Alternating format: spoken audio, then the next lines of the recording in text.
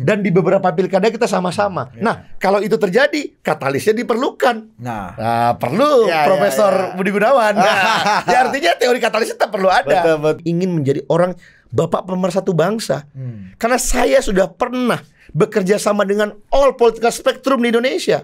Maka kalau lu jadi Pak Prabowo, beliau nggak akan mau berkonflik sama Bu Mega. Prabowo tuh berseberangan banget ya. Sehingga jadi menurut saya peran Jokowi itu sebetulnya nggak terlalu besar menurut saya dalam kemenangan Prabowo sekarang. Hari ini ya, kenapa hari ini kalau kita lihat pakai penjelasan inilah bisa kita lihat kenapa PKS bisa ketemu sama PSI. Nah, itu.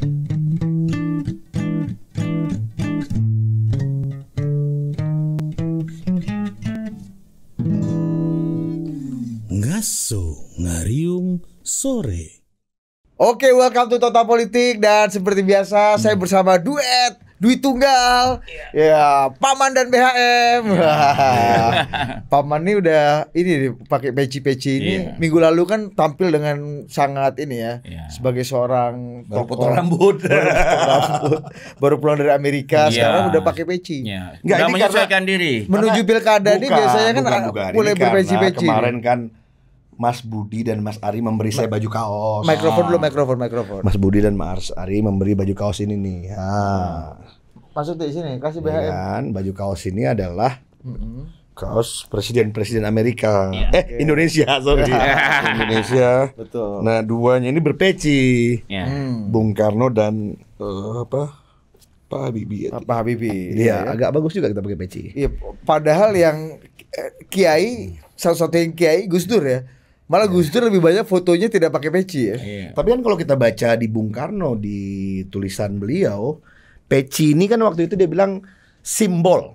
Ini adalah topi yang dipakai oleh buruh-buruh di pelabuhan, topi yang dipakai pedagang-pedagang di pasar. Ini adalah simbol rakyat.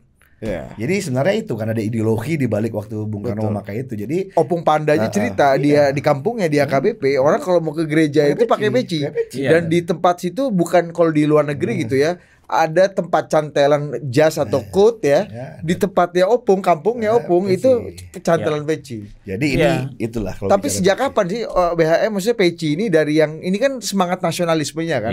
Bagaimana ini ya ini topinya Indonesia, topi Indonesia gitu, bukan topi kakek segala tahu. Ya itu kapan itu bertransformasi jadi wajah atau topi religius gitu. Iya, sebenarnya simbol religiusitas gitu. Mungkin karena pada saat sholat Jumat atau itu kan orang-orang pada saat itu pakai peci ya, walaupun suku bangsanya beda-beda. Sehingga ada simbol pemersatu. Dan tidak cuma agama kan, seperti tadi bilang. Saya ingat itu ketua HKTI itu Pak Nababan. Iya, betul. Dia pakai peci juga itu. Iya. Ini kemudian dulu almarhum ketua buruh. Mokhtar Pakpahan. Betul. Betul. Tapi kan kemudian akhirnya peci dipercaya dan dipahami oleh publik kebanyakan sebagai kalangan berpeci. Jadi kalangan hijau lah, santri, sarungan gitu ya.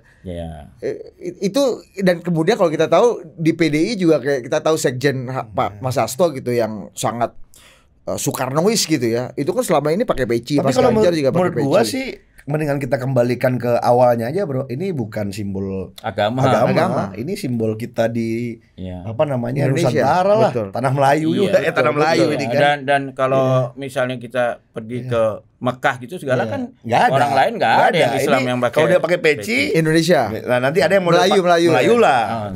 Atau kalau yang nanti ketahuan lah bahwa ini Pakistan lain lagi kepalanya kan. Kalau misalnya Oman yang tinggi itu ya kan, tinggi. Jadi mungkin lebih banyak kepada simbol nasionalisme, bro, bukan simbol religiusitas. Betul. Dan menjadi wajah yang lebih egaliter kali ya. Ada semangat egaliter. Nah, itu ya aku baca. Paman, ada tulisan di bawah revolusi apa di mana? Tulisan resmi Bung Karno saya baca itu. Jadi itu membedakan kita dengan kolonial karena dengan pakai peci semua sama. Gitu. Akhirnya sama di tulisan itu juga Bung Karno, kalau nggak salah saya itu juga soal panggilan Bung kan. Dia nggak mau dipanggil sebelum dia menjadi Paduka yang Mulia. Memang akhirnya presiden ini berubah di ujung memang banyak juga, bos. History repeat itself kan. Bung Karno pendiri bangsa itu sangat egaliter kan. Betul. Dia kalau puisinya Khairul Anwar kan, menjaga Bung Karno, menjaga Bung Hatta, menjaga Bung Syahrir, karena tidak ingin disebut bapak, gelar-gelar lama, dan kita memilih republik kan, ya anti feodalisme, makanya panggilnya Bung. Ya. Peci ini juga sama aja, semua orang bisa pakai peci gitu sih. Apalagi kan kalau lihat konteksnya pada saat itu kan bahasa untuk orang kelas tinggi sama kelas bawah aja di banyak daerah beda. Baju juga gitu, ada motif-motif batik yang hanya boleh dipakai para raja, nggak boleh pakai rakyat biasa. Akhirnya muncullah bahasa Melayu yang jadi bahasa Indonesia ini, peci ini, dan panggilan Bung. Nah, makanya sebenarnya kalau zaman dulu ya nggak apa-apa. Misalnya kakek segala tahu nih lebih senior dari kita, tapi kita panggil Bung BHM. Itu dan dia nggak marah gitu. Ya lebih ekstrim lagi kita panggil BHM aja, beliau happy juga. Karena itu dia egaliter. Dia nggak ada feodalisme. Betul. Dia sudah haji tapi tidak perlu bergelar haji kan. Dan itu tradisi di newsroom juga Mas ya. Di newsroom itu tapi kan sedihnya juga. Sekarang malah ada arus balik. Orang ngejar titel-titel sebagai feodalisme baru. Iya betul. Nah jangan benar tuh titel-titel ini problematik Pak. Titel-titel baik titel agama, titel akademik. Wah lagi bawa itu. Kalau bahkan titel keturunan juga kan. Betul. Mulai sekarang I'm surprisingly bener-bener kaget juga nih teman-temanku yang dari mulai dulu waktu di kuliah kita nggak pernah dia panggil namanya Lugu aja sama kita. Sekarang dia udah pakai Raden depan namanya. Gitu. Balik lagi dia ya kan. Ini fenomena apa nggak ngerti. Ya kalau kata Mama Dede itu di setiap ceramahnya gini BHM. Kan curhat dong mah gitu. Kalau misalnya ada penanya siapa namanya Hajah siapa gitu. Haja jangan sombong gitu. Jadi udah mulai ada juga perlawanan dan pelurusan seperti itu. Tapi ini kan ada gelombang terakhir haji di umur 2 bulan gitu. Di Arab itu nggak ada orang Arab dipanggil haji bos. Begitu sampai ke tanah Nederland Indi ini memang penanda waktu itu kan. Ini memang waktu zaman kolonial ditandain bro. Orang-orang yang pergi haji itu dikasih tanda, tanda. Sehingga untuk alasan keamanan. Padahal waktu itu kan karena ada ancaman apa dari orang berhaji? Orang itu terhubung dengan pan-islamisme kan. Begitu dia ke Arab Saudi mengalami dia tidak bertemu dengan hanya sekadar orang dari Indonesia. Dia bertemu dengan orang-orang yang melaksanakan ibadah haji dari negeri-negeri lain. Dan itu membuat atau berpotensi menambah cakrawalanya. Dan dia berpotensi menjadi agen-agen perlawanan terhadap kolonialisme pada waktu itu. Sehingga dikasih tanda dia haji. Lama-lama ya salah satu cara kolonialisme bisa bertahan begitu lama, padahal kan orang Belanda gak banyak, adalah dengan diskriminasi kan, dengan melakukan rasisme. Jadi ada kelas kelas Eropa, Timur Jauh, Eropa baru kelas bumi putra, Eropa Timur Jauh sehingga sejak kecil udah kamu tuh emang level bawah, jangan macam-macam. Nah kalau dia keluar negeri dia lihat loh, enggak saya sama kok gitu. Dan sistem berbahaya juga. Itu berbahaya. Dan sistem hukumnya meskipun itu dia pergi ke tanah Arab yang tidak sesivilis mungkin Eropa atau negara-negara Barat gitu ya. Tapi kekhawatiran itu kan ada. Dia ketemu sama orang Eropa yang Islam yang naik haji, sama setara. Gitu. Itu yang dikhawatirkan. Itu cukup mengejutkan kalau kata Paman. Mengejutkan temen gue jadi Raden. Nah, bukan dulu mungkin dia sudah Raden dari kecil dong. Iya. Tapi kenapa waktu kuliah dia nggak pernah pakai itu KRMT-nya?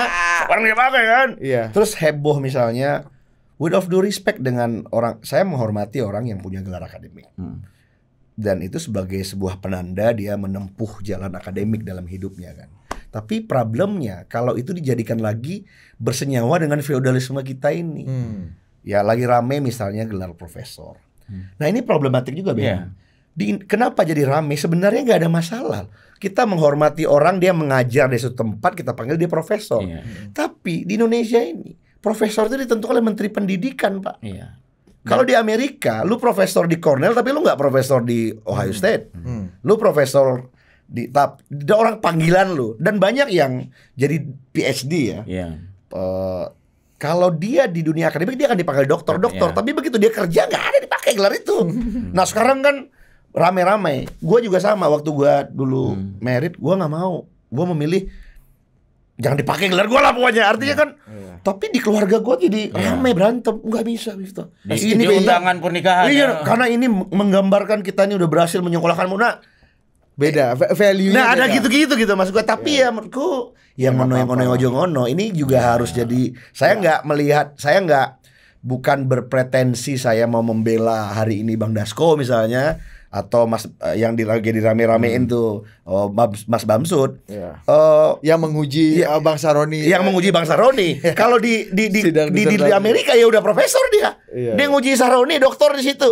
Tapi karena ini sekarang ini jadi profesor di Indonesia ini harus distempel oleh negara. Di situ problemnya harusnya itu biar aja. Jadi misalnya kampus yang memberikan, menurut aku itu lebih fair aja. Artinya kalau kamu profesor di kampus itu dan dia memang mengajar dan terpenuhi syarat ya, tapi kita tahu dia profesor dari mana. Jadi sama kayak Haji juga akhirnya nih gelar-gelar akademik ini. Dan apa namanya profesorship jadi politik. Kemudian Haji pun jadi politik. Artinya orang kalau mau menjabat tertentu dia mestinya haji dulu supaya di depan namanya dipasang H. Padahal ya di Arab sendiri nggak ada orang bergelar haji. Nah kita bicara lagi nih mengenai Profesor Dasko. Kita kan lagi Profesor Dasko nih. Ini bicara kekuatan politiknya Profesor Dasko. Nah dalam meramu dan menjembatani antar rezim, bagaimana rezim Pak Jokowi menuju Pak Prabowo, apakah betul ada friksi-friksi yang ketat, gimana dinamika pilkada. Nah BHM melihat peran Profesor Dasko nih sebagai operator politik utamanya Pak Prabowo dalam konteks sekarang Pak Jokowi juga masih in power. Nah, BHM ngeliatnya gimana? Terlepas dari kontroversi ini ya, kita mau bahas sisi politiknya. BHM ngeliat kalau saya lihat kan kalau Gerindra bahwa berhasil Pak Prabowo jadi presiden itu satu keberhasilan. Tapi bahwa sebagai partai perolehannya turun kan. Dari nomor 2 dalam jumlah suara ya menjadi nomor 3 itu kan perlu evaluasi gitu. Jadi ya ada tidak seperti waktu PDIP yang menuduhkan Jokowi ya. Jadi DPR itu ada keberhasilannya tapi ada juga kegagalannya gitu loh. Nah itu ya tentu harus dievaluasi. Nah, kenapa demikian gitu. Karena ini kan jadi menyulitkan Prabowo sebagai presiden karena partainya bukan nomor 1 di parlemen ya. Nah, Papan lihat gimana? Meskipun Gerindra bukan nomor 1, tapi banyak yang mengatakan bahwa kali ini memang orkestrator utama politik Indonesia dalam konteks pilkada misalnya itu Profesor Dasko punya andil besar sekali. Saya mengenal pribadi beliau. Mungkin gue ada bias nih. Declare dulu nih. Iya justru kita butuh bias ya. Nanti bisa BHM bisa menambahkan. Beliau adalah orang yang berjasa dalam mengawinkan satu kekuatan politik bernama Prabowo Subianto di satu camp dan another camp bernama Joko Widodo. Maka jadilah unity government hari ini. Itu mau nggak mau peran Bang Dasko sangat luar biasa bersama Pak Budi Gunawan waktu itu. Nah, gue ada di situlah at that time, tahu prosesnya. Nah, menurut saya kalau ikut teori total politik dan Datuk Rajo Angin Hasan Nasbi nih, katanya Jokowi dan Prabowo sudah bersenyawa. Dia sudah menjadi satu unsur. Dia senyawa itu kan gabungan 2 unsur, dia unsur baru. Artinya hidrogen, oksigen jadi H2O. Kata Hasan begitu. Nah, udah manunggaling. Artinya katalisator dalam pembuatan senyawa itu. Correct me if I'm wrong nih para teman-teman saya ahli kimia, itu perlu ada katalisator. Nah katalisatornya bernama Bang Dasko. Nah artinya kalau memang barang ini udah jadi senyawa baru ya katalisatornya harus tetap ada. Dia orang yang mengerti A to Z barang ini. Nah menurut saya pastinya kalau logika yang dibangun idealismenya adalah unity government antara kekuatan politik bernama Joko Widodo dan Prabowo Subianto, maka Profesor Dasko adalah orang yang tidak harus selalu ada di situ. Karena ini kalau bahasa politiknya itu ini kan political craftsmanship-nya dia, mahakarya politiknya dia gitu. Nah, bahwa orang yang mengerti ini adalah beliau. Jadi kalau dilihat dalam perjalanannya bahwa kan logikanya adalah unity government ini penting. Bahwa semua kekuatan politik yang majority itu mesti bersama untuk mencapai satu tujuan kesejahteraan masyarakat. Maka dari itu peliharalah ini terus. Dan saya melihat selagi ini memang teori senyawanya Datuk Rajo Angin ini benar, dan ini akan diuji oleh sejarah, maka sampai at the end senyawa itu ada, maka katalisatornya akan selalu perlu ada. Oke. Jadi menurut saya relevansinya dalam hal menyatukan kesenyawaan dan mempertahankan kesenyawaan itu. Jadi dalam persenyawaan dua unsur itu mesti ada katalisatornya gitu. Nah, kan gini, orang yang bisa untuk mendamaikan dua unsur, jadi tapi kan itu pertarungan politik. Bisa jadi dia adalah perkawinan politik, bisa jadi dia political cohabitation, kawin paksa politik. Bahwa di dalam ring masing-masing itu terjadi kekuatan tarik menarik. Ngapain sih kita begini? Ngapain sih harus begitu? Tapi kan Prof Dasko adalah orang yang mengatakan singkirkan itu semua. Ini tujuan negara ke depan, kerjaan ini, kerjaan itu. Jadi saya pikir filosofinya begitu, bro. Jadi selagi barang ini teorinya adalah senyawa, maka dia katalis. Tapi kalau misalnya dia berubah, hipotesa senyawa ini keliru, ternyata ini hanya dua unsur, ini adalah kohabitasi, maka mungkin peran katalisatornya jadi secara kimiawi tidak diperlukan. Jadi mungkin gitu membacanya. Jadi teknisnya bisa kebaca, bro. Misalnya di setempat kebersamaan pasti ada katalis. Di tempat kebersamaan ada katalis. Tapi kalau di tempat itu sudah tidak bersama, katalisnya tidak diperlukan gitu.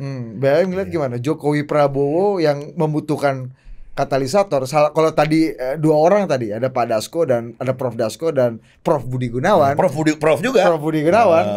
Ini di Sekolah Tinggi BIN. Iya, Prof Budi Gunawan kan sekarang udah, kalau kita lihat udah fade away lah. Sehingga katalisatornya cuma satu gitu. Nah belum tentu, jangan salah. Kan belum tentu. Kata Bu Mega kan saya mainin dulu. Kalau nanti di ujungnya ya pemerintahan baru dilantik, terjadi nanti, ingat loh, saya luar biasa pemikiran Bu Mega itu. Dia bilang Indonesia ini tidak ada oposisi, tidak ada koalisi. Itu adalah term di dalam parliamentarian. Di kita ini yang ada adalah political cooperation katanya, kerjasama politik. Kerjasama politik itu ada di DPR, ada di eksekutif, ada di daerah. Bisa jadi kita tidak bekerja sama di eksekutif, nggak ada menteri PDIP di pemerintahan Prabowo Gibran, tapi di DPR kita sama-sama, dan di beberapa pilkada kita sama-sama. Nah, kalau itu terjadi, katalisnya diperlukan. Nah perlu Profesor Budi Gunawan. Ya artinya teori katalis tetap perlu ada. Betul. Jangan salah. Gimana? Ya kalau saya lihat gini ya, kalau kita lihat politisi itu sebagai profesi, memang tugasnya politisi itu adalah kalau dia ketemu banyak orang, dia dalam tempo singkat bisa menemukan kepentingan bersamanya yang paling rendah. Iya, keren. Jadi ada itu. Orang ini bertentangan kan macam-macam, tapi dia bisa langsung lihat kalau dalam hal ini kita bisa berteman. Nah, berarti kalau pakai teori ini, Bang Dasko punya political genius. Gimana tuh? Dia bisa menemukan kepentingan-kepentingan yang sama dari banyak orang yang berbeda-beda. Nah, itu kejeniusan seorang katalisator. Itu katalisator. Dia menciptakan, kalau nggak mau kohabitasi, kesenyawaan baru lagi. Itu dari tadi, dia ketemu banyak orang, dia tahu perbedaan A, B, C, dan D, dia cari kesamaan-kesamaannya, dia dudukan. Nah, kira-kira ya itu bagus banget tadi. Dalam konteks Jokowi Prabowo sekarang pasca pemilu, tugas Profesor Dasko sebagai katalisator yang utama lah. Kalau kita lihat tadi Prof Budi Gunawan udah mulai fade away. Itu benar, karena kalau di kimia itu katalisator bisa banyak. Itu BAM ngelihatnya memang masih dibutuhkan, atau memang ini udah menjadi senyawa yang manunggaling sehingga ini akan apapun strateginya akan inline nih. Ya kalau saya sih kembali ke politik. Kalau kita bilang kan bosnya Profesor Dasko ini kan Prabowo ya kan. Bosnya kan. Dan kalau kita berusaha mencoba, kalau kita jadi Prabowo, bagaimana melihat Prof Dasko? Kan prestasinya yang utama membuat Partai Gerindra ini jadi memperoleh suara dan berhasil membuat koalisi dengan partai lain sehingga Prabowo menjadi presiden. Itu yang keberhasilan utamanya. Walaupun seperti catatan saya tadi, mungkin karena terlalu fokus gitu, tugas yang lain yaitu adalah membuat Gerindra menjadi partai nomor 1. Belum lah, paling tidak tercapai. Malah masih ada 2029. Masih terjadi penurunan ya. Nah, tapi kalau kita lihat misalnya ya, prestasi Prabowo itu yang paling nyata itu kan adalah membuat Partai Gerindra. Betul. Dari nothing. Betul. Tahun 2008 ya. Ya. Bikin partai. Tiba-tiba langsung bisa dapat 20-an ya, 28, 26 kursi ya. Iya.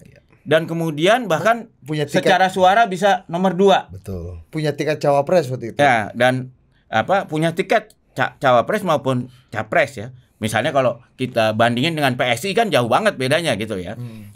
Nah, atau partai yang lain. Padahal banyak jenderal-jenderal lain kan berusaha bikin partai.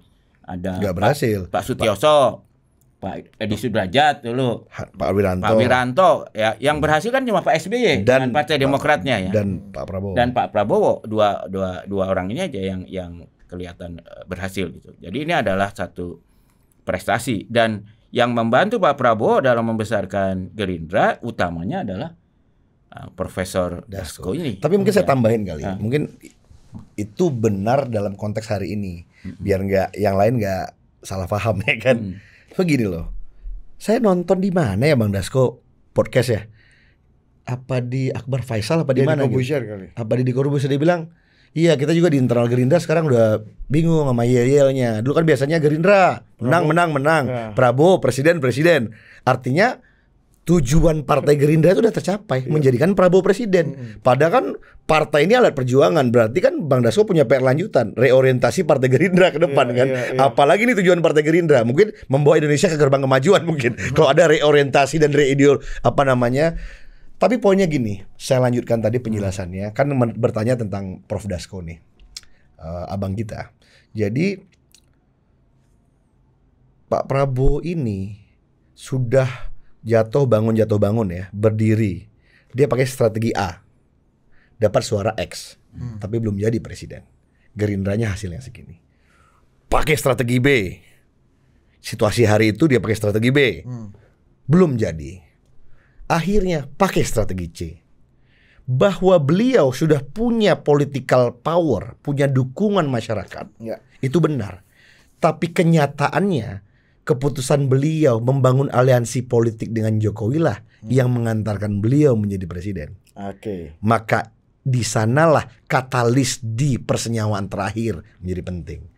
Sebelumnya kan ada katalisator sebelumnya ada. Nah, gini Paman. Nah, artinya ketika memilih jalan strategi yang sebelum-sebelumnya itu tidak mengantarkan, mungkin katalisatornya tuh orang lain gitu loh. Nah, tapi formula Dasko ini relatif lebih menurut saya itu taruhlah itu strong itu satu mazhab yang membela sekali pendekatan itu. Tapi sebenarnya ada yang mengatakan tidak juga. Ada sebaliknya juga loh. Ada juga yang mengatakan mazhab lain, bahwa sebenarnya Pilpres kali ini Prabowo dengan siapapun akan menang. Di situ political geniusnya of Jokowi. Dia tahu hari ini Pak Prabowo tidak terbendung, maka saya taruh anak saya di situ supaya saya ikut dalam gelombang Pak Prabowo ini. Ini dua mazhab yang berbeda. Yang satu karena Jokowi, yang satu menang. Jokowi yang memanfaatkan Prabowo. Nah, itu biar sejarah yang mencatat. Artinya, tapi sebagai orang beda loh menurut saya. Saya selalu mencoba ya. Kalau apabila ada satu fenomena politik, saya selalu mencoba saya jadi dia. Gimana gitu. Oke, hari ini coba lu jadi Bang Dasko. Gimana coba? Setengah kaki lu loyalis di Pak Prabowo. Tapi lu menjadi katalisator di Pak Jokowi. Exactly. Artinya lu gak akan pernah mau ini nih berantakan. Betul. You have to serve two families. Nah, two political house. Ya, two political house. Tapi di sisi yang lain, dari sisi yang lain, kalau lu jadi Prabowo, kalau lu jadi Pak Prabowo, saya sudah lakukan semua strategi. Dan di titik itu saya dapat traction, saya nggak kaleng-kaleng.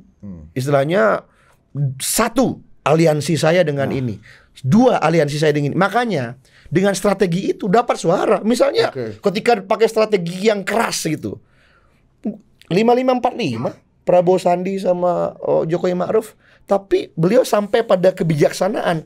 Kalau saya pakai ini lagi, mungkin saya tidak akan bisa jadi presiden. Akhirnya pakai strategi lain gitu. Nah, di banyak strategi yang pernah dia coba itu pasti ada kebaikan dan kekurangan. Maka saya menilai, misalnya kalau hari ini Pak Prabowo itu kita baca ya, Mas BHM itu baca Tempo. Ada analisis Tempo mengatakan PKS ini ada begini begono. Saya justru melihatnya berbeda. Itu analisa deskriptif jurnalis yang mengatakan ada deal antara Prabowo dengan PKS. Tapi saya melihat, coba lu jadi Pak Prabowo. Lu pasti ingat bahwa ada masa-masa gue berjuang dan waktu itu gue belum menang. PKS ada di situ. Dan membuat gue tetap relevan sampai hari ini. Jadi kalau ada upaya untuk membawa kembali PKS bersama gue gak akan tutup pintu. Karena orang itu pernah berjuang bersama saya, yang membuat saya tetap relevan di politik hari ini. Jadi kalau pakai bahasa orang Padang, Jokowi kan menangguk di ujung, dia nangguk terakhir. Cuman yang udah coba nangguk nih bareng PKS gitu, dengan political aliansi yang lainnya. Sehingga coba lu jadi Pak Prabowo lagi. Saya bisa kira-kira membayangkan wajar kalau dia ingin menjadi orang bapak pemersatu bangsa. Karena saya sudah pernah bekerja sama dengan all political spectrum di Indonesia. Maka kalau lu jadi Pak Prabowo, beliau gak akan mau berkonflik sama Bu Mega. Gak mau deh. Cuman mungkin beliau yang akan jadi katalisator nanti di ujung. Bagaimana lagi? Oke, mungkin Pak Jokowi ini dalam rangka membangun political house-nya, spin off dari political house-nya Bu Mega, dia berkonflik. Tapi kan Bu Mega gak pernah ada masalah sama Pak Prabowo. Sehingga bisik-bisik tetangga kita dengar, Bu Mega itu keluar dari mulutnya, saya tidak pernah ada masalah dengan Pak Prabowo, saya tidak ada pernah masalah dengan Partai Gerindra. Nah jadi itu bro, jadi aku ngelihatnya tuh kayak gitu. Jadi itu tinggal peran dan fungsi di waktu situasi politik seperti apa akan melahirkan orang-orang yang melahirkan peran waktu itu. Dulu misalnya, kenapa Bang Fadli yang memimpin DPR? Karena equation Pak Prabowo mengkritik pemerintah. Dan dia di luar. Karena beda lagi. Gitu loh bro. Cuman ke depan beliau ingin sukses nih transformasi transformasi bangsa harmoni kan dan oleh BHM nih. Artinya beliau harus kerjasama dengan semua political spektrum yang dia pernah kerjasama untuk mencapai tujuan dia yang menjadi presiden. Dan gitu sebagai orkestrator politiknya Pak Prabowo, Bang Dasko tugasnya menjadi sangat penting untuk menjadi katalis dari political house ini. Tinggal seberapa besar wisdom Presiden Joko Widodo kelak. Nah, ketika Pak Prabowo sudah presiden, apakah Pak Jokowi bisa fade away pelan-pelan? Dia hanya mulai advising, memberi masukan, keputusan ada di Pak Prabowo, atau tetap menganggap dirinya senyawa-senyawa terus ikut dalam equation, even anaknya wakil presiden. Gimana BHM? Kalau saya agak berseberangan pendapat sama Pak Mansap ini ya. Menurut saya analisis Pak Mansam ini terlalu memberi porsi terlalu besar pada peran Pak Jokowi. Karena menurut saya 2014 itu Pak Jokowi itu bukan menang karena dia Jokowi, tapi dia menang karena dia satu-satunya tokoh asal bukan Prabowo. Jadi beban Prabowo itu tahun 2014 itu kan dari awal dia selalu yang nomor 1 di poll. Muncul. Tidak ada yang bisa melawan. 14 ya? Ya 2014. Yang pertama. 2014. Jadi Prabowo itu musuh utamanya, nah beliau kan main golf, dirinya, masa lalunya sebetulnya. Jadi di 2014 itu peran masa lalunya dia itu masih sangat besar. Ya. Dan kemudian akhirnya orang-orang yang asal bukan Prabowo, ya udah kalau yang satu-satunya calon yang bisa ada kemungkinan bisa ngalahin Jokowi, siapa Jokowi ini? Nggak kenal orangnya juga nggak apa-apa, pokoknya asal bukan Prabowo. Ya. Dan saya sampai sekarang yakin seandainya waktu 2014 itu pencoblosan itu 2 minggu lebih awal atau 1 bulan awal, Prabowo menang. Karena di saat terakhir ada dua kejadian yang menurut saya, yang satu ada pernyataan santrinya si Fahri Hamzah itu yang menghancurkan Lumbung Jawa Timur. Ini 14 atau 19? 2014. Ya. Dan yang kedua adalah ketika di konser Salam Dua Jari ya. Ya itu kan sebenarnya itu gelombang lawan asal bukan Prabowo. Bukan gelombang pro Jokowi sebetulnya. Ya. Di 2019 pengaruh Jokowi sudah ada. Menarik. Iya kan? Di 2019 ada.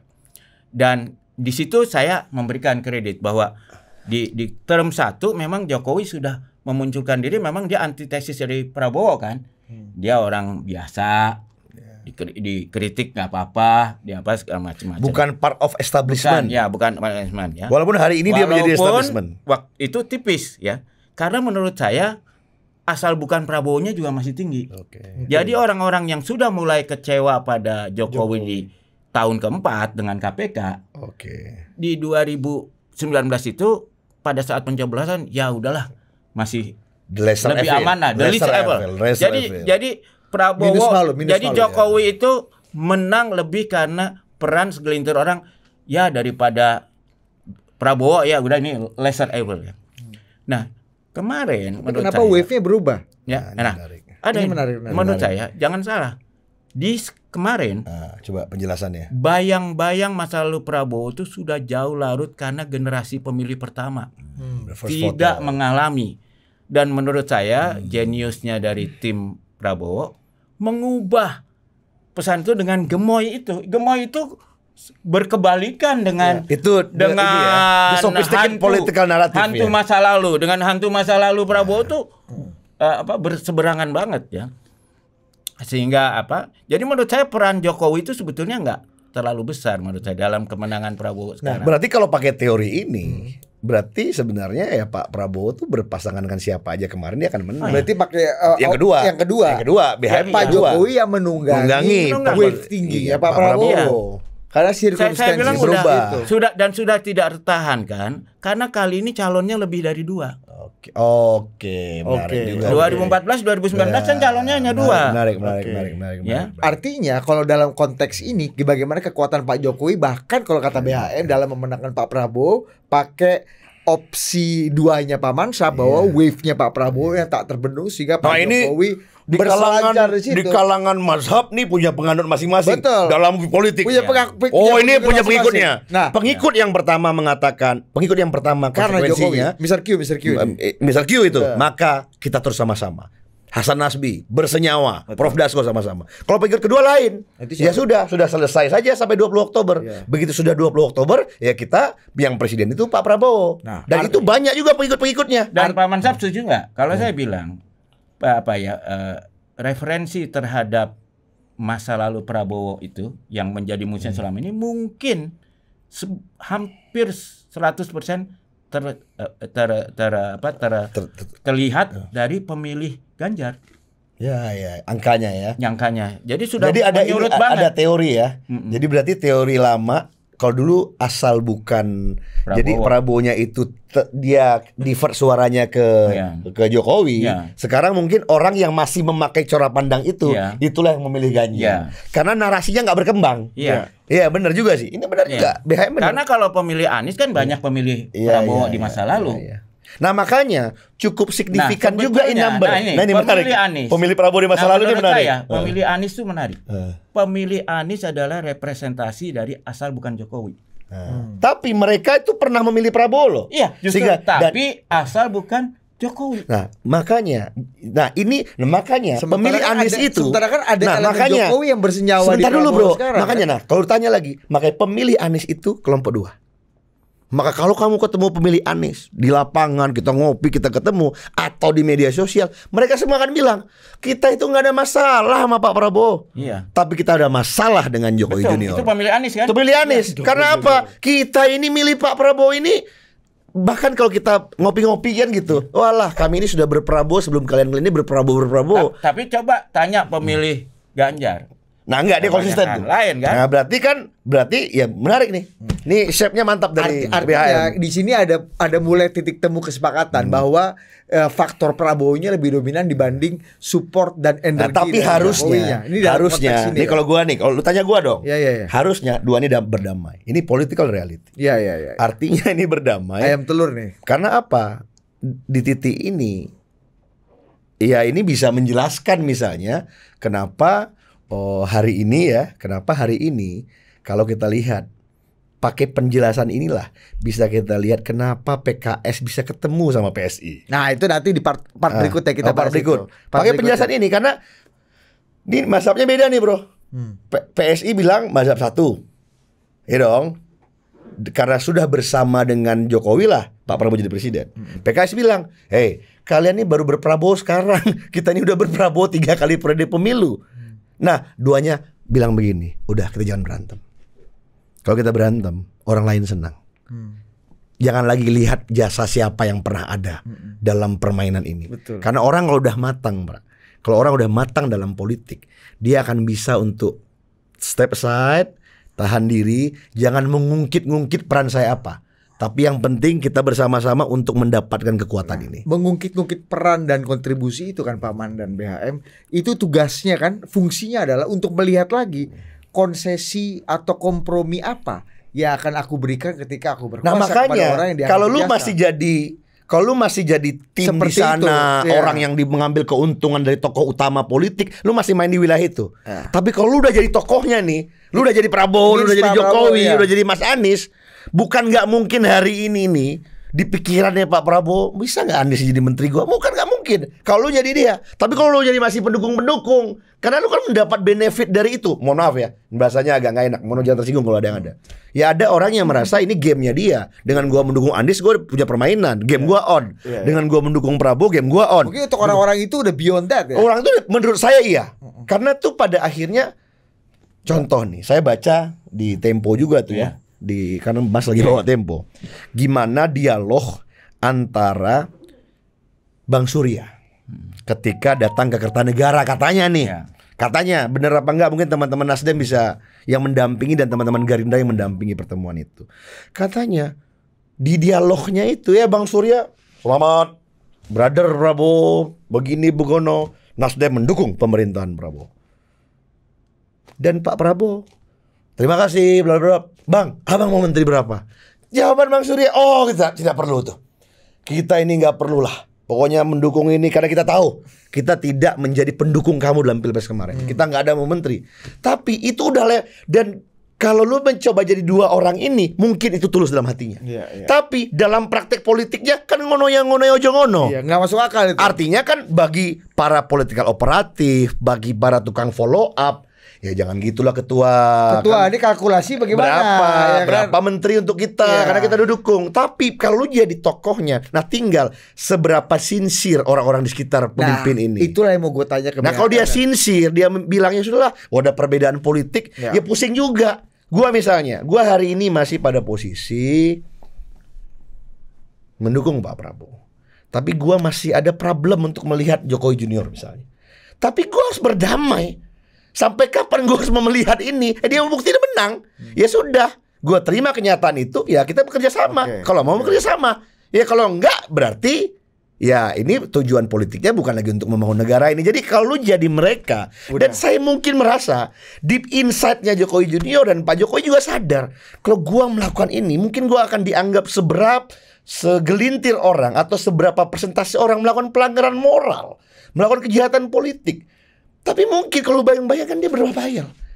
Gue mengenal A, gue mengenal B, dia nggak jauh lebih baik juga dari gue. Kalaupun dia menggantikan ini, mungkin dia punya ini, dia tahu juga nih. Namanya orang pernah berkuasa, tahu penyakit semua orang. Sehingga udahlah, saya mungkin harus mengambil langkah ini. Mungkin risiko nama saya buruk, nama keluarga saya buruk. Tapi mungkin pikiran saya apa? Ini yang saya anggap baik dan penting untuk negara ini. Supaya saya terlibat lagi dalam menuju Indonesia kemajuan apa dan sebagainya. Nah, jadi kan, ada gitu-gitunya bro. Ini kan ruang yang kemudian akan diberikan oleh Pak Prabowo kepada Pak Jokowi dan generasinya gitu kan. Dan gen-gennya gitu. BHM ngelihatnya gimana formulanya Pak Prabowo. Kalau tadi kesepakatannya dalam statistik, meskipun tadi kita udah sepakat Pak Prabowo dan Pak Jokowi itu udah beyond that kan. Beyond kalkulasi, beyond hanky-panky gitu. Tapi kan pasti kan akan dilihat nih sebagaimana Pak Prabowo mencoba memberikan favor pada Pak Jokowi ke depan. Nah, BHM lihatnya gimana nih? Kalau saya lihat Prabowo tuh gini ya. Sebulan saya pernah ngobrol sama adiknya salah satu pacar Prabowo ketika dia masih di Akabri. Wah, BHM ini bahaya memang. Ini gini-gini lu nggak sampai. Belum sampai Pak. Jadi pada ulang lagi BHM gimana? Ngobrol dengan adiknya pacarnya Prabowo ketika dia di Akabri. Oke. Jadi sejarawan akan cari nanti nih. Nah, kemudian ditanya sama adiknya ini. Karena kan Prabowo udah diterima di sekolah di Amerika. Benar, di Brown University. Dia tinggal, dia masuk Akabri. Tanya, kenapa sih kamu masuk Akabri? Dia bilang, jawabannya sangat jelas. Karena kalau mau jadi presiden di Indonesia harus dari ABRI. At that time. Di tahun 70 kan dong. Itu mungkin dia umur 18, 19 di tahun 70. Jadi artinya memang menjadi presiden itu sudah cita-cita Prabowo yang ditekuni serius sejak awal ya. Dan keluarga itu kan udah bagi tugas. Prabowo masuk politik, Hasim urusan bisnis ya. Nah, kemudian Dan dia kan sudah diskusi politik apa segala macam tentang itu. Dan dia masuk Kopassus, dia masuk jadi Danjen Kopassus, jadi Pangkostrat. Itu semua kan mengikuti jejak karir untuk menuju jadi presiden. Equation tapi saat itu sekarang ya. kan banyak ini. Sekarang dia udah jadi presiden, udah selesai dong cita-cita. Iya itu maksudnya. Itu kan. Tapi kan enggak. Next question-nya, kenapa dia punya cita-cita jadi Berarti kalau dihitung itu BHM kan tahun 70 beliau masuk AKABRI ya. Berarti 70 tercapai cita-citanya berapa tahun kemudian berarti? Ya, ini udah 2024, 54 tahun. 54 tahun. Ya. Setelah itu tercapai lah cita-cita itu. Tapi nggak apa-apa lah. Ya? Masih lebih cepat daripada King Charles. Oke. King Charles baru tercapai menjadi king ya. Gitu. Tapi kan pertanyaan kan sebetulnya koma itu kan. Jawaban itu kan koma, mau jadi presiden. Nah, kalau kita baca buku Paradok Indonesia dan juga Transformasi itu kan sebetulnya buku ini mengatakan kenapa sih Prabowo pengen jadi presiden? Karena dia gemas katanya. Ya. Gemas kenapa orang Indonesia itu yang punya potensi segala macam dalam prakteknya tidak tercapai. Ya, ya kan? Nah, jadi kita lihat. Nah, kenapa misalnya dia ini program makan bergizi ini penting banget buat dia. Karena dia lihat loh, generasi banyak juga kalau bodoh-bodoh. Iya, kalau gizi kurang gizi, gimana dia belajar malah berpikir. Jadi beban bukan jadi potensi ya. Dan saya lihat dia kan udah ketiga kali nih baru jadi presiden. Sebelumnya wapres ya. 4 kali kontestasi. 4 kali dengan wapres ya. Tapi dia maju terus kan. Jadi artinya dia taat pada cita-citanya. Sekarang udah tercapai cita-citanya. Sekarang untuk menjalankan kenapa dia maju jadi presiden, ya dia harus mendapat dukungan politik. Partainya bukan partai nomor 1. Ya, dia harus beraliansi. Nah, makanya dia aliansi ini jadi bagian dari apa yang dia harus lakukan supaya apa yang dia ingin capai itu terjadi. Nah, di sini perannya Profesor Dasko. Penting. Perannya Jokowi, penting. Perannya itu di dalam sini. equation hari ini. Walaupun, nah ini sudah terjadi masalah. Pak Jokowi ingin punya legasi ibu kota baru, ya kan? Itu bukan legasi yang diinginkan oleh Pak Prabowo dari dulu. Dia nggak pernah punya cita-cita membuat ibu kota baru. Buat cita-cita dia itu rakyat ini. Ya betul. Ya kan? Betul. Oleh karena ini pasti dalam pertempuran ini IKN pasti dikalahkan dan itu sudah dinyatakan oleh Profesor siapa kakak iparnya Sudrajat Dewandono. It's not our priority. Ya, not our priority. Tapi karena kita tahu Prabowo orangnya korek ya, pasti tidak ditinggalkan juga. Tidak akan dijadikan candi lah. Tidak akan dihambalangkan lah. Tapi pasti tidak akan dihambalangkan. Tapi mungkin cara dan pendekatannya tidak akan terburu-buru. Tidak akan harus begini harus begitu. Ya paling enggak istananya pasti jadilah ya kan. Menjadi paling enggak seperti istana. Tapi memang ini menarik. BHM ini luar biasa ya. Luar biasa nih. Tapi gini mungkin saya kan kalau tadi BHM tuh ngobrol sama adik pacar kan. Ya. Saya tuh ngomong sama Pak Hasim, saya pernah bicara tuh hati ke hati sama Pak Hasim satu masalah, satu waktu. Dan saya nggak akan lupa sama jawabannya. Pak, kenapa sih Pak harus berpolitik? Your family ini kenapa? Jawaban Miftah. Pak Hasim kan in English. We need power to do good katanya. We need power to do good. Jadi itu refleks dia jawab. Artinya kita perlu power untuk melakukan hal yang baik. Dan itu terjawab di buku itu kan. Mau saya buat partai tarung presiden karena itu yang dipahami dia gitu bahwa kalau lu merasa ada yang salah dengan negara ini dan lu mau memperbaikinya, yang dia pahami use power, dirikan partai politik, ikut kontestasi demokrasi jadi presiden dan sekarang udah punya power, bisa do goods nggak itu? Nah, the house of Joy Hadikusumo itu dan harusnya korek bisa, karena kan itu yang apa namanya itu tuh saya terngiang-ngiang sekali. Oh berarti memang apa namanya nilai di family itu memang itu. Dan itu yang mungkin di podcast selalu lama terakhir kita bahas juga. Apa sih yang membedakan misalnya Profesor apa namanya Wijoyo dengan Profesor Sumitro? Apakah yang membedakan Profesor intelektual nama besar ini? Profesor Cum ini dari muda udah main politik. Ya, Profesor Sumitro Joyari Kusuma karena di komen ada siapa tuh Pak Cum, ayahnya Pak Prabowo. Karena gitu. Apa? Mana gambar kita di Total Politik, Bro? Di bawah. Ada bahwa beliau itu sudah jadi salah seorang Syahrir Boys kan. Syahrir Boys itu adalah Pak Sultan Syahrir, itu pamannya paman, ya kan? Yeah. Dari Bukit Tinggi sana itu mendirikan PSI. Itu kan at that time itu Soekarno nggak begitu suka sama Syahrir, tapi harus terpaksa menerima kenyataan Syahrir ini memang kekuatan politik. Kenapa dia bisa mengengage anak-anak muda pintar pada masanya, publik dan dunia internasional, para diplomat handal, istilahnya itu anak-anak lulusan luar negeri yang jago-jago itu yang bisa ngumpulin Syahrir. Dan Pak Cum adalah salah seorang Syahrir Boys, ya, menjadi pendamping Sultan Syahrir dalam meeting-meeting dengan pemimpin dunia, sidang-sidang di PBB.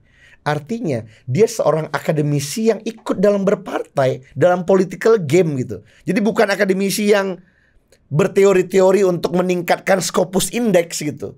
Sebagaimana cerita kita kemarin soal sosiolog Adi Putra lah. Dia bukan, arti Pak Cum itu memang seorang intelektual yang ikut dalam pergumulan politik. To do goods. Nah itu yang saya tuh terdiam. Saya tuh ingat sekali itu, nggak lupa tuh. Oh berarti ini nih. Artinya saya baru kenal sama beliau waktu itu, bisa ngobrol. Oh berarti ini value keluarganya. Nah ini value keluarganya gitu. Ini menarik. Kita masuk ke part berikutnya. Kita bicara we need power to do goods. Ini kan penting banget kalau ketika semua politisi cita-citanya ingin melakukan atau membuat atau mempersembahkan sebuah kebaikan. Harusnya begitu buat masyarakatnya. Kan? Ya enggak? We need, sebelumnya itu kan harus punya power. We need power to do goods. Apakah ini yang juga kemudian membuat kita agak terkejut melihat ketika Kaesang tiba-tiba datang ke PKS dan di situ bertukar sapa. Ini dua hal yang rasanya gak mungkin kita nggak kan? bisa bayangkan. Ini adalah musuh bebuyutan gitu. Ini kekagetan kedua gua setelah gua melihat misalnya PKB dengan PKS bisa berkoalisi dalam mendukung Anies Imin gitu maksudnya. Ini kan dua hal yang mungkin zaman sebelumnya gua berpikir ini yin dan yang ini. Nah, we need power to do good. Melihat Kaesang dan PKS itu, ini kemarin agak menarik. BHM apa yang BHM baca dalam konteks tadi ya, pertarungan kekuasaan, bagaimana refleksnya Pak Prabowo dan juga Pak Jokowi yang mungkin punya dimensi politik yang agak berbeda dibanding 5-10 tahun yang lalu. Ya kalau itu sih sebenarnya pragmatis saja. PKS kan sekarang jadi partai yang sangat pragmatis. Ya. Jadi dia lihat tadinya dia merapatnya kan ke PDIP dengan kasus berantemnya Pak Jokowi dengan Ibu Mega, pecah sebetulnya PKS kan, sebagian keluar karena tetap ikut ke tempatnya Pak Ganjar. Tapi yang tersisa yang menguasai partai yang tetap ikut Pak Jokowi, ya kemana lagi gitu loh. Partai yang dia kan punya peran di DKI. Karena di tempat lain dia nggak punya peran. Karena nggak punya kursi kan. Kalau di DKI itu kan punya 8 kursi. Signifikan. Ya. Lumayan signifikan. Tapi yang paling kuat selain dia PKS. Jadi kalau dia kalau pragmatis di satu kamar mendekat dengan yang paling kuat dong. Normal sekali. Itu pragmatis sekali. Hukum kekuasaan, hukum power. Tapi ya, sebenarnya ada yang saya ingin share sedikit, agak di luar itu. Tadi yang soal Pak Cum ya, atau Pak Sumitro.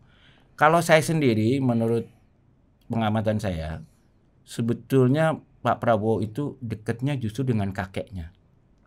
Mbak Margono. Pak Margono yang adalah anggota BPU PKI. Benar. Jadi dia adalah salah satu bidan kelahiran Republik ini. Benar termasuk, iya betul. Ya, justru kalau dengan ayahnya karena masalah-masalah pengalaman kekeluargaan, menurut saya malah ada konflik biasa lah. Kalau film Hollywood kan ada father issues, father son.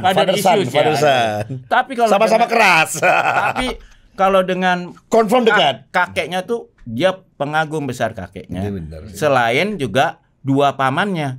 Makanya Subianto kan dia dinamain kan Subianto sama Hasim satu lagi. Ya, dia kan yang pertama dia punya begitu pertama kali punya kekuasaan. Prabowo yang dilakukan kan adalah renovasi makam pamannya. Peristiwa Lengkong ya. Peristiwa Lengkong. Jadi pamannya kadet-kadet ini militer. Kadet-kadet militer yang waktu itu berusaha mengambil senjata dari gudang Jepang, lalu dilawan dan dibantai.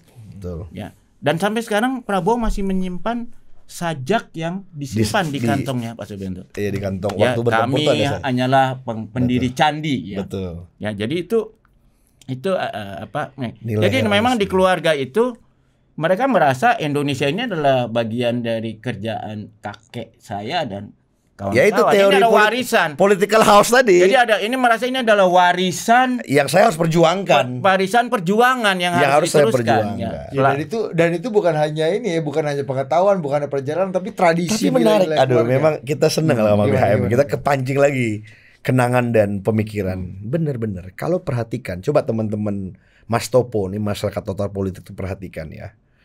Dalam beberapa, pokoknya gampang, saya memahami political leader itu kalau dia out of script wawancara. Kalau dia ada pakai script, itu udah disiapin lah ya kan. Dalam beberapa out of script itu Pak Prabowo bilang gini, saya itu pengagum generasi 45.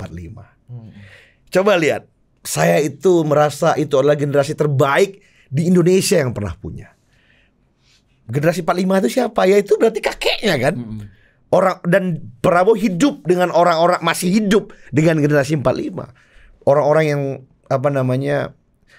cerdas gitu, bisa memanfaatkan situasi global ketika kekuatan elai ini kalah perang gitu, dia masuk dalam wilayah politik diplomasi, tapi di sisi yang lain melahirkan kelas-kelas pejuang. Bayangkan, dua political enclave itu adalah dua political enclave itu adalah pembentuk political house-nya Joyo Hadikusumo family. Satu intelektual, pendiri negara 1945, dan warrior, kelas militer yang terbentuk dari revolusi visi 45. Itu dari pamannya. Dan itu ada di dirinya, gitu kan ya. Sehingga nilai-nilai heroisme plus intelektualisme itu selalu menjadi tidak bisa lepas senyawa yang menjadi nilai di dalam dirinya. Nah, makanya saya selalu tuh coba gitu aja, orang tuh siapa sih gitu. Saya selalu melatih begitu untuk melihat seseorang gitu. Berarti Pak Prabowo nggak akan pernah kabur dari dua nilai itu, nilai heroisme dan intelektualisme. Pasti dia akan punya alasan herois kenapa dia memilih bersekutu dengan Jokowi. Nanti dia akan punya alasan herois kenapa saya harus bergabung sama PKS. Kalau harus misalnya, dia akan punya alasan intelektual juga. Nah, alasan intelektual dia jelaskan kan. Dia ngomong berkali-kali, saya sudah pelajari sejarah negara-negara besar. Dia bilang, tidak ada negara besar itu yang elitnya tidak bersatu.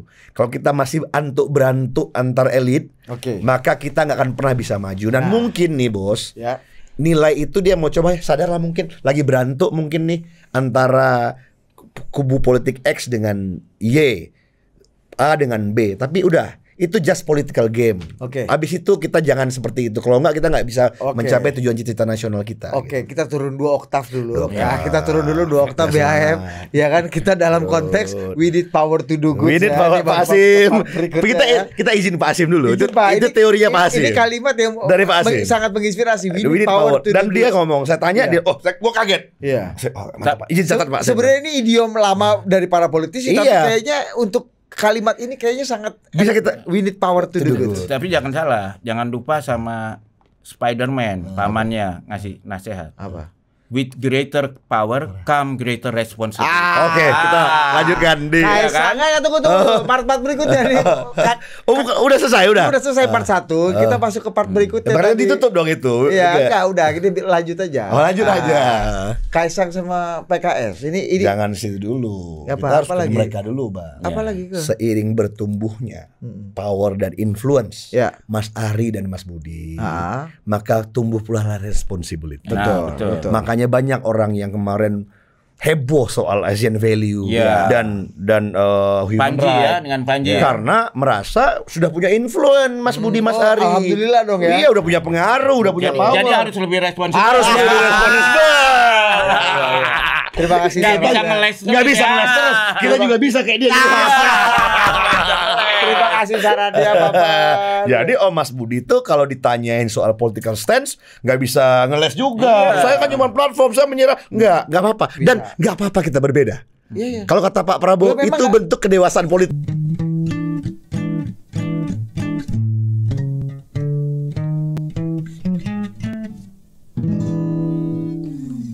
Ngaso Ngariung Sore.